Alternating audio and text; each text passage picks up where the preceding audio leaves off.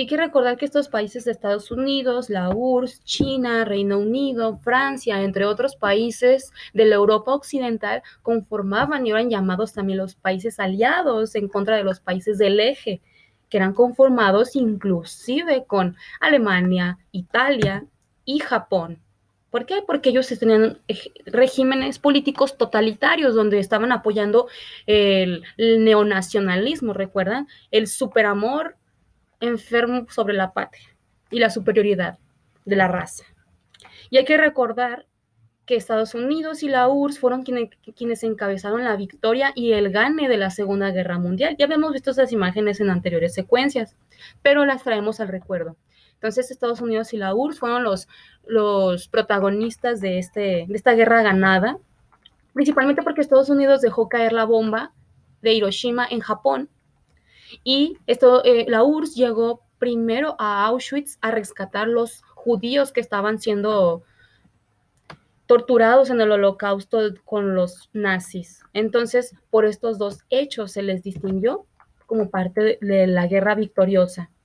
Pero resulta que Estados Unidos trataba de adjudicarse, trataba de ser el protagonista principal en esta victoria y la URSS comenzó a fijarse. Entonces ahí es cuando comienza la rivalidad entre Estados Unidos y la URSS. ¿Recuerdan? Ya habíamos platicado sobre la ONU, la Organización de las Naciones Unidas, donde implica estar interactuando entre líderes mundiales para permitir un ordenamiento y una negociación de diversas políticas para evitar conflictos entre países.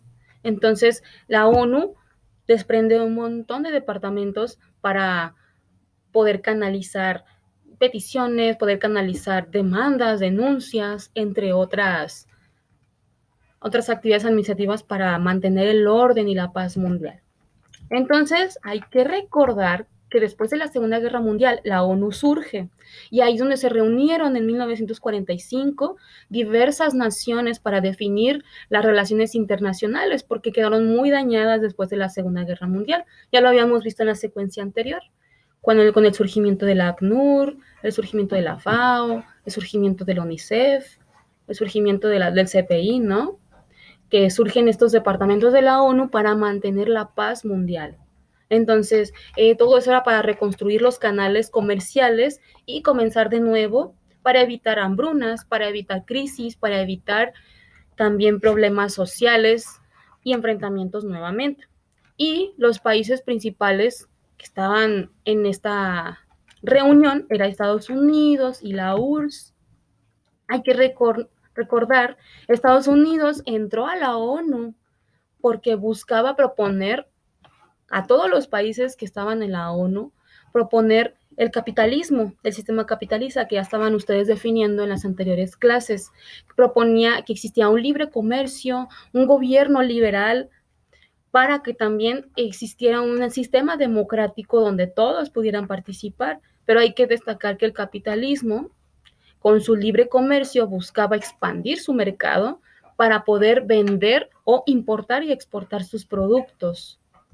Y en cambio la URSS, hay que recordar, buscaba garantizar su visibilidad, donde el pueblo tuviera la batuta del gobierno y ellos tuvieran también la jefatura de una organización del trabajo, donde no existían clases sociales altas o bajas, más bien donde existiera una paridad entre el pueblo.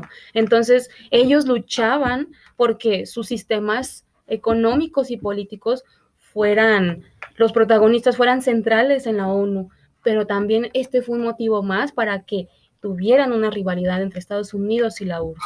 Ya vimos que el término de la Segunda Guerra Mundial, el decir yo soy protagonista, yo fui el héroe, fue un motivo. Y en la ONU, en esta reunión, fue otro motivo de rivalidad. Y, en resumen, la Guerra Fría, detrás de estas posturas, esto viene en su libro, detrás de estas posturas había diferencias de fondo. Estados Unidos defendía y se quería convertir en una nación líder del sistema capitalista, un sistema democrático y liberal, mientras que la URSS, desde que llevó a cabo su revolución, hay que acordarse que su revolución fue en 1917, desarrollaba un sistema socialista en el que el comercio libre era